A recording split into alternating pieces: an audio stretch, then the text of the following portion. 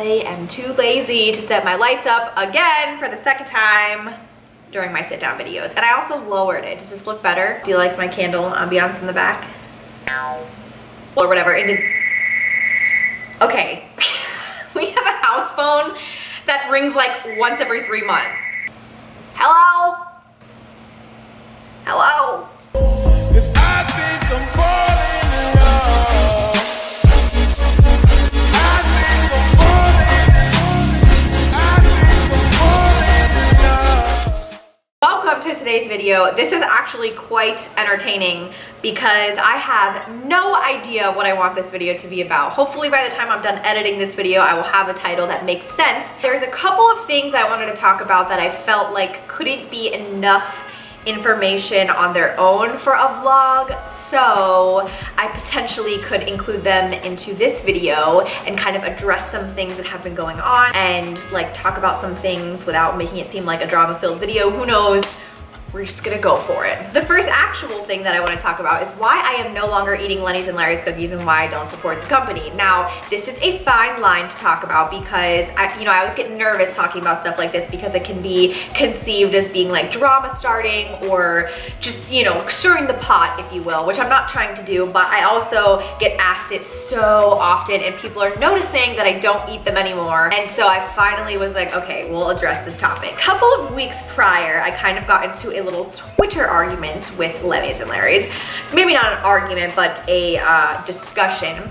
Now, if you did not know, back in December of 2016, I think it was 16, yeah, Lenny's and Larry's was sued for putting out vegan chocolate chip cookies when the chocolate chips were actually not vegan. I forget the details of it. If there's a link to the full lawsuit, I'll leave it down below. I found it a while ago and it was on my old phone, but nonetheless, they were sued because the chocolate chips actually contained dairy. They had a huge recall of chocolate chips, the chocolate chip cookies, and they put out new ones, and that was kind of the end of that. We never really heard anything else about the lawsuit. So in February or March-ish, I believe, of 2017, when I continued to buy Lenny's and Larry's cookies, I was noticing, and if you guys follow me on Twitter or Instagram, I'll have to find the post that I made on Instagram and pop it up right here so you guys can see. But I had these cookies and I've been eating Lenny's and Larry's for years. So let me tell you, I know what each flavor tastes like. I know how much they weigh. Like, I know my Lenny's and Larry's, right? And so all of a sudden, when I was buying them in the spring of 2017, they looked different, they tasted different, they weighed differently, and I was like, why do these taste like shit? The first couple of times, I was like, maybe I just got a bad batch, I'll have to buy new ones, whatever. So I went to GNC and bought them. I went to Vitamin Shop and bought them. I went to Publix, I went to CVS. I went all over the place buying different Lenny's and Larry's cookies. And they were all different. Some of them had a weird consistency, some of them looked different, some of them looked like the old. Now, if you guys don't remember, they actually came out with new packaging around that same time. So I thought that maybe they changed their ingredients along with it. So I tweeted them on Twitter. I was like, hey, the consistency is different. It tastes like shit. What's going on with your cookies? They were like, nothing. We've been around for 20 years. We've never changed our ingredients or our formula, blah, blah, blah. I was like, there is no way. They look completely different. I made that post that I was just talking about. So many other people commented and they were like, yes, their cookies suck now. They taste differently. They look different. Like, people were outraged. And I was like, what is going on? So I did some research, come to find out that they were actually in another lawsuit because their actual protein count of the cookie was different.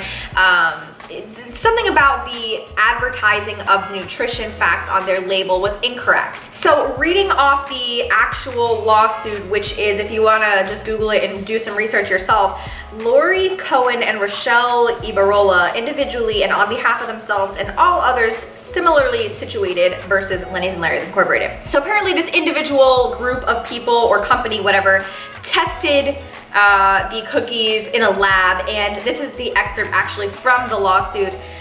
Based on the testing, the product contains between 4 and 9 grams of protein per a 4-ounce cookie, far below the 16 grams of protein content claim made by the defendant, Lenny's and Larry's. In short, the defendant is marketing a high protein cookie that simply doesn't deliver the promised protein content. So, you know, I'm no lawyer.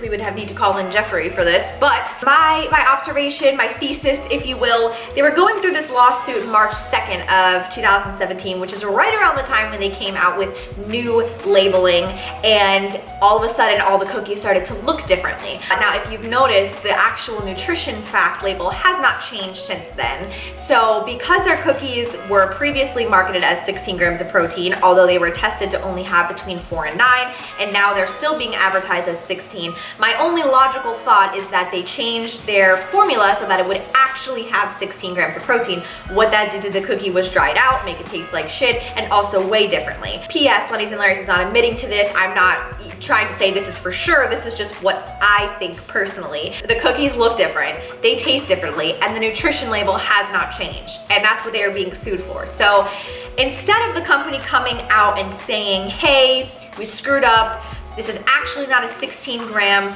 of protein cookie, it is only 8 or whatever it actually is, I guarantee you that if they did that and just said, hey, we screwed up, we're sorry, people would still eat the cookies because they actually tasted good with the old formula. If you've had a newer formula protein cookie from Lenny's and Larry's lately, I'm sorry, I just don't think it tastes good. It doesn't taste like it used to. So I just feel like instead of them owning up to it, they just secretly changed the formula. And if you ask them if they've changed it, they'll deny it. I've had multiple emails with them. They say that they've never changed the formula. They've been around for so and so years. It's like the same automated response that they give everybody. So kind of just turned me off to the company, to be honest with you guys. And I don't like to support anything that's sketchy like that. So I was like, no more Lenny's and Larry's for me. So that is the first controversy. Maybe I'll title this video a topic of controversies. I like that. Next topic of conversation that I had gotten numerous messages about after I posted it on my Instagram story this past week. Let me preface this first. I am not trying to say that one lifestyle is better than another lifestyle. Whatever makes you the happiest and healthiest, whatever that may mean for you, is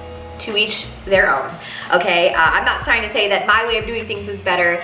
However, I had seen some unhealthy behavior in my eyes in the fitness community as of late. And one of the things that I saw was somebody getting food poisoning after eating a meal that this person clearly stated smelled bad and tasted bad because they needed to get their meal in. And you know, they got food poisoning, got really sick, whatever.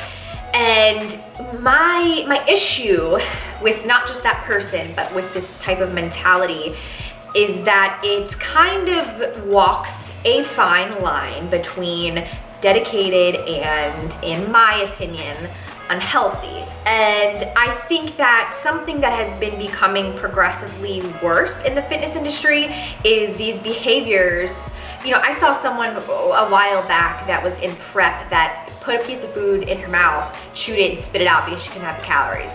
To me, and again, I am no professional, I am no doctor, I'm not saying that it is a specific way. My opinion is that that is an unhealthy behavior, and it's unfortunate because there are many young adults, many young women, many young men maybe, that look up to these people who are quite popular in the fitspo, and they think that this behavior is normal. Something that I kind of just very briefly touched on Instagram this week is kind of like a public service announcement, so I will bring this to YouTube as well, and I say this out of the goodness of my heart, truly. I am not trying to say that, you know, someone is a pile of garbage for doing this, or call somebody out, or say that all IFBB people do this. I'm not.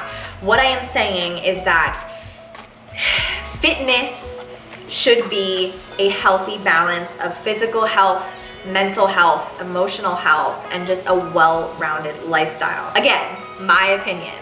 And I think it's important to remember that some of these people that you see in prep are eating extremely low calorie, doing extremely long and grueling and excessive amounts of cardio, limiting themselves from specific foods, pretty much miserable based on what they say. Well, yeah, they might be super lean, but you know, they're not gonna be lean all year round. You know that, they say that they're not, and they go through, and again, not all, but most go through, you know, rebounding after a show and whatever.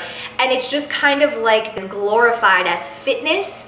And it can be difficult for people who are just starting their fitness journey to see that and think that that's the only way to be fit. Does that make sense? Ultimately, I just feel like fitness is different for everybody. It doesn't mean that you have to do somebody's lifestyle. Shit, you don't have to do my lifestyle. I'm not saying that mine is the epitome of fitness either. It's kind of just individual, and I think that we need to kind of like remember that and take these like fitness inspirations with a grain of salt sometimes, because their level of fitness is to an extreme that most people don't need to do, nor I think should strive to do if they're just trying to be generally healthy and fit and live a happy, healthy, balanced lifestyle. I feel like if you can track your macros the majority of the week and get your, you know, protein in and have a balanced intake, and then you want to go for froyo with your friends a Friday night or whatever, you shouldn't feel guilty about that, and you shouldn't feel like you're not fit because of that, because you're not bringing pre-tracked toppings and weighing out your froyo. Do you get my point, what I'm saying? It's unfortunate because that is primarily the group of people, especially on YouTube and Instagram, for fitness inspirations is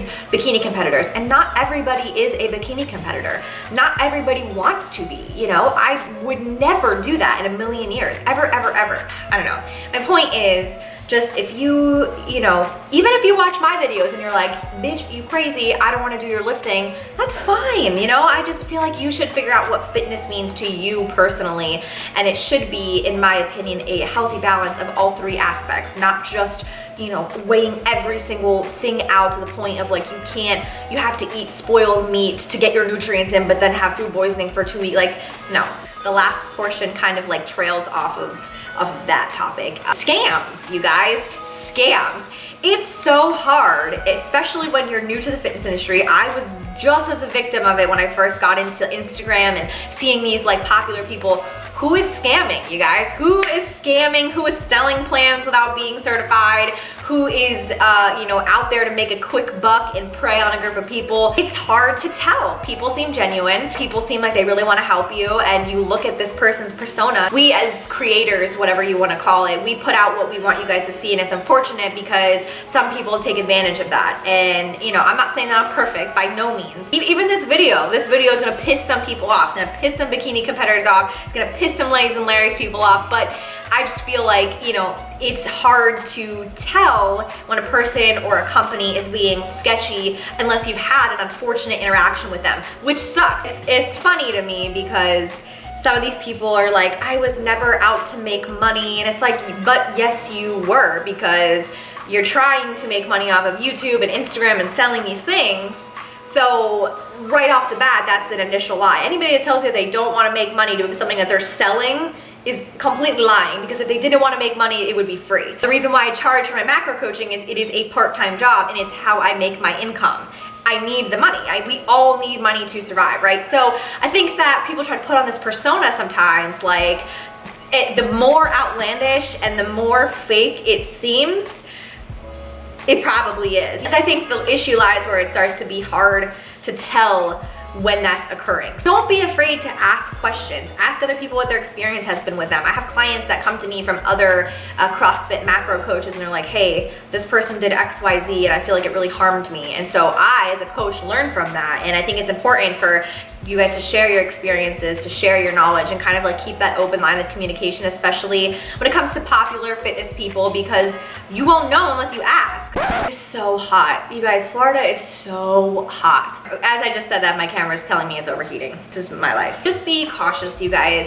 Check reviews. I said this about the CrossFit gyms. I'll say it about everything. Do your research. Ask people what their experience are. Ask the people themselves. Like, don't be afraid to ask them things too. If you have a gut feeling about something, you're probably right. So listen to your gut. So that is my 3 controversial topics for today's video. I kind of wanted to just kind of lay it out on the table and share it with you guys, because I don't want to not address things that I kind of like briefly touch on. I feel like that's not really fair. That is my opinion. Again, like I've said 6 million times in this video, my way of thinking is not better than anyone's, or right or wrong. It's just my way of thinking. Feel free to leave a comment down below. Let me know if you agree. Let me know what your thoughts are. And I don't think I have anything else to tell you guys, because my camera's about to burst into flames. Thank you guys so much for sitting through this video and listening, liking the videos and subscribing, and just being here for me during this journey. I like sharing it with you guys. So that's all. I love you so very much, and I will see you guys in the next video.